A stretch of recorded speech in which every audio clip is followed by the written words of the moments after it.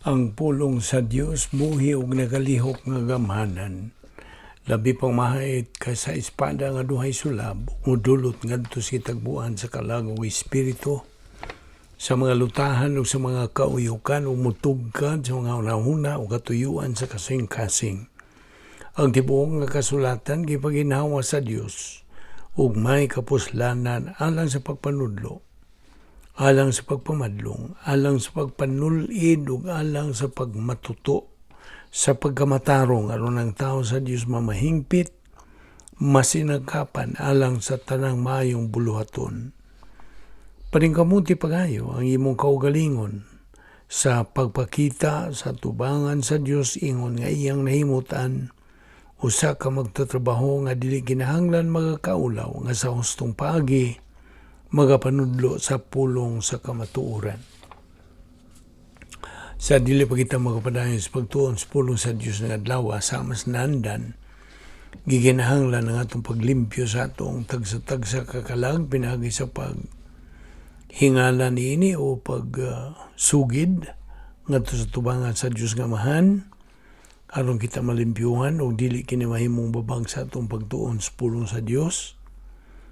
Ginamit nato karon ang 1 Juan 1:9 nga nagkanayon kung isugid ta ang atong mga sala, siya kasaligan ug magatarunganon sa iyang saad nga mopasaylo gayud sa tanan tang mga sala ug magahinlo sa tanan tang mga kalapasan. Nawalang kanimo dili magtutuo imong buhaton maong pagtuo kang Ginoong Hesukristo ingon nga imong manduluwas. Kaya matud pa sa mga buhat 16:31, tumuo ka kang Ginoong Hesukristo ug ikaw maluwas. Karon mag-ampo ta sa inom.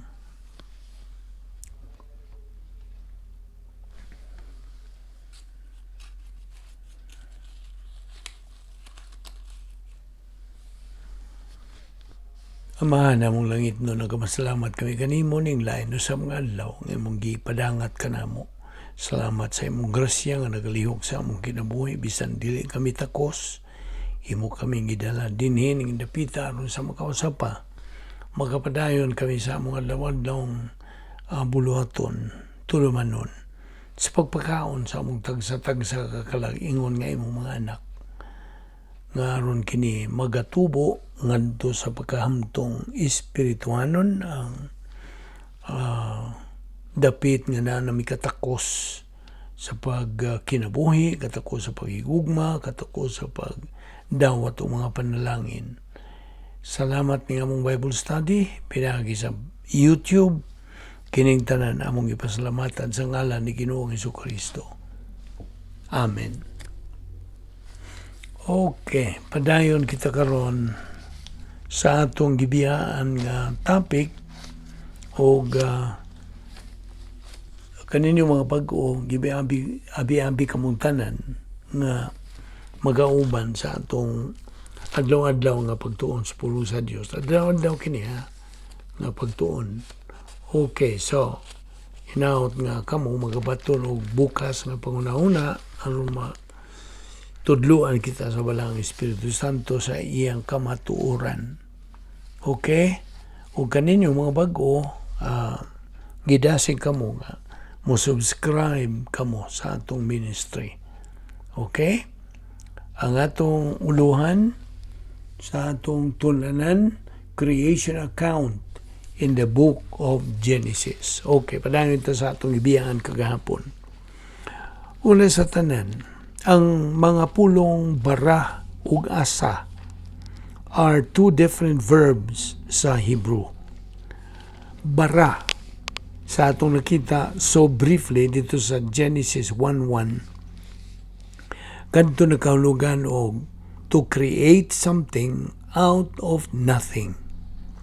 But din sa verse 26, ang Godhead, bala ang Trinidad, nagkauyon sila uban sa pag-ingon nila atong buhaton ang tao sama sa atong dagway. Let us make man in our image. And then, unsay nitabo? And how's it set forth diyan sa versikulo 27. So God created, iyang gibara ang tao sama sa iyang dagway. And the image of God, He barad. He created them. Male and female, lalaki ug babae, He created them.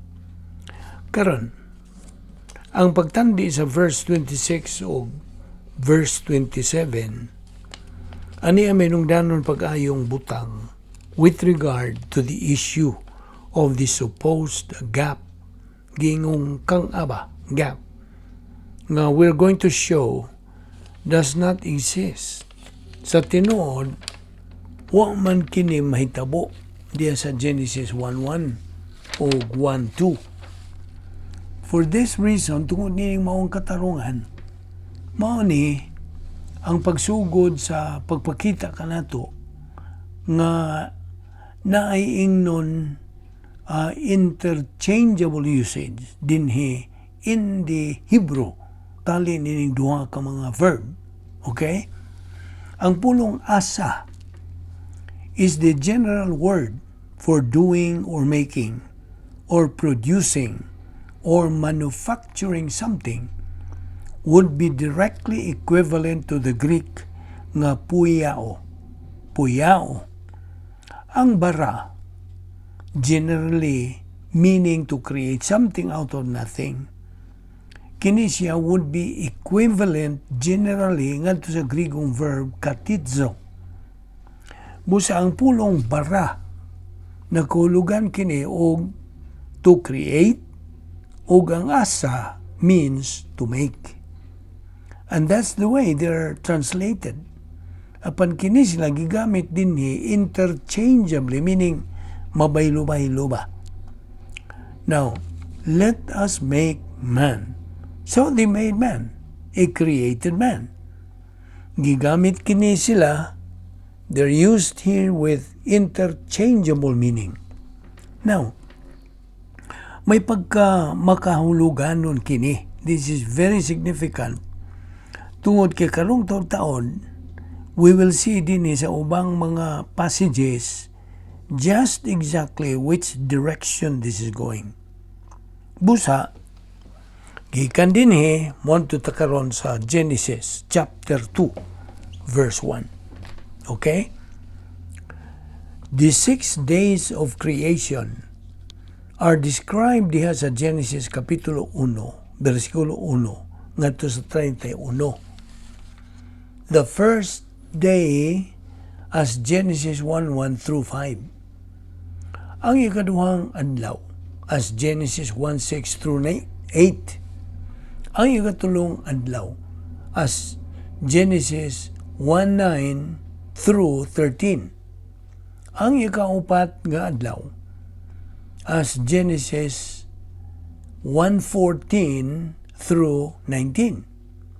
Ang ikalimang adlaw as Genesis 1:20 through 23 o ang ikaunom nga adlaw as Genesis 1:24 through 31. Okay. Now mo kining pagiha nga gipahimutang, this is the way it's set up in chapter 1. Now, ang Genesis kapitulo 1 versikulo 1 says, "Thus the heavens and the earth were finished." And this is a verb in Hebrew, kala. Kala, K-A-L-A-H. Ug ang kala sa Hebrewanon meaning to finish o to complete something. Ana kini insaktong kahulugan sa Hebrewanon sama sa English. Kini nagkahulugan og ang pagtapos o pagkumplito og usa ka pamaagi o process, whether kanang maong process madali ra ba o madugayan paghuman. Ug ang gihulagway gyud ni mao ang pagbuhat sa kahimtangan o environment alang sa tao o ang pagtungha o existence sa lalaki o babae dito sa Hardin sa Eden. Ang process o pagpahimutang niini na human. It took 6 days, unong kaadlaw, pagbuhat niini. And of course, mahimo ra gud unta tong buhaton sa Dios ini split second, mahimo sa usa ka pamilok. But instead, He chose to do it sod sa unom ka adlaw. And then mipahuway siya on the Sabbath day. And the reason ang hinungdan nganong He chose to do it this way is because He is setting up the basic cycle of the week. Ingon nga basic time element alang sa kinabuhi sa tao. Kasabot ka? Now, ang simana, ang buwan, ang tuig. Sundon kini sa dekada o sa siglo, century. But the week, the month, or the day, the week, the month, and the year are the four basic time elements to frame limitations on man chronologically sa iyang sunod-sunod nga pagpahimutang nini. So, ang Kapitulo 2, versikulo 1 describes sa paghuman o pagtapos ng maong proseso. This is very process. O ang Proalium, perfect indicative third masculine plural sa pulong kala dinhi. Ang verb nga kala nagkanayon, the heavens and the earth were intensely finished. The end of the process, and all the hosts through the army of them, kana nagpasabot nga didto na silang tanan. All of them were there. Ang kawanangan gibuhat na, diha na ang mga planeta, diha na ang mga kabituunan, diha na ang adlaw, niya na ang buwan, niya na ang kalibutan. O ang yuta is in the condition of perfect environment. O ang lalaki o babae gibuhat on the sixth day, ikaunom nga adlaw. O gihatagan na sila, they have been given by God authority, katungdanan over the animals. Mga kayupan, ganang lupan sa kalangitan in the air that moved on the land or on the sea. Karon, ang versikulo 2, nagkanayon og, and on the seventh day, God ended His work. Gihuman sa Dios ang iyang kabuhatan nga He had made. O mipahulay siya sa ikapitong adlaw sa iyang pagbuhat niyantong tanan. Now, mubalik ra gud ta ning bahina. Hinahinayan tas pagbatbat kini. Og sa ikapitong adlaw, God intensely completed His work which He had made. Now, kini na kanayon, on the seventh day, God ended. Now, it's a PL, imperfect indicative third masculine singular gikan sa verb nga kala. Now, how do you intensely finish something? And the answer is, you stop working. Mundang ka sa imong buluhaton. Gusto? Now, so put down your tools. O ang Diyos, wa man hinoy tools to put down. You go inside, lingkod ka, o ang Diyos did not have to do that either. It's just done. Humana. And the intensely stem sa PL dinhi means there is nothing else to do. It's all over. Wa nagyulaing buhaton. Kaya nahuman man lagi tanan. But in the relative clause here, which He had made, ang pulo nga made dinhi, usa kini ka kal perfect indicative, third masculine singular, gikan sa verb nga asa. Ang asa here is referring to all of the divine creative activity sa unang unom ka mga bersikulo of chapter 1. Busa, sa mag-ausapa, kini gigamit nga mabaylo-baylo interchangeably uban sa verb nga bara. Not only diya sa versikulo 27, kundi diya usab sa versikulo 21, as well as diya sa verse 1. Ang interchangeable use sa asa with bara. O ingon nga, this is not enough. The end of verb says, and he rested on the seventh day. Ang pulong rest dinhi, wa magpasabot nga ang Dios milingkod o he took a nap. Wa. Nagpasabot kini, paminaw, nagpasabot kini og cessation of work. Pag-undang ba sa trabaho? Not replenishment of energy. Mipahuway siya sa ikapitong adlaw gikan sa tanan niyang buluhaton which he made. And again, ang verb dinhi mao ang cal perfect indicative third masculine singular from the same verb asa. This is repeated for us here, given to us makaduha diya sa versikulo 2. Ug sa paggamit niini sa ikaduhang higayon, it is a direct equivalent sa unang higayon nga kini gigamit. Gigamit kini nga mabaylo-baylo, lagi interchangeably with bara. Nagahulagway, naga-describe kini sa tibuok nga kabuhatan sa Dios in the first 6 days sa kapitulo 1.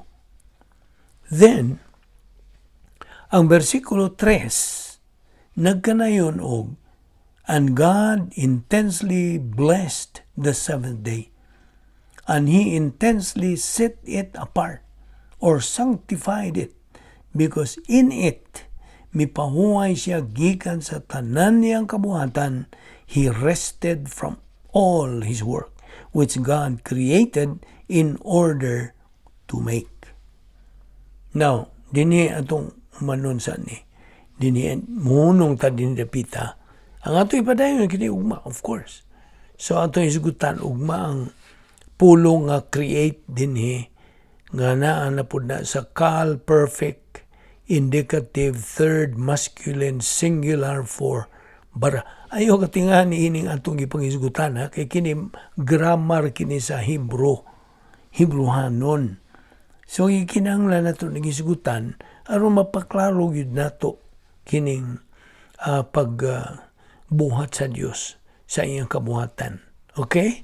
So just maintain gyapon sa imong bukas nga pangunahuna.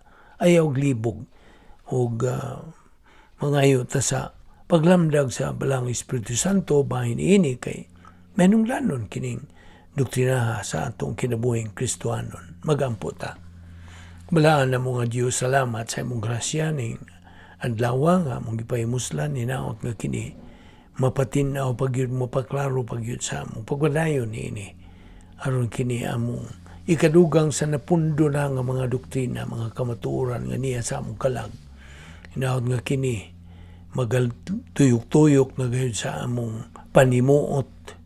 It will circulate in the stream of our consciousness nga kini ang among gabayan sa among pagkinabuhing Kristohanon. Salamat sa mga prinsipyo nga among na po gikan nini among pagtulunan. Salamat sa among Bible study pinagi sa Balbido Evangelistic Ministry kining tanan among gipasalamatan sa ngalan ni Ginoong Hesukristo. Amen.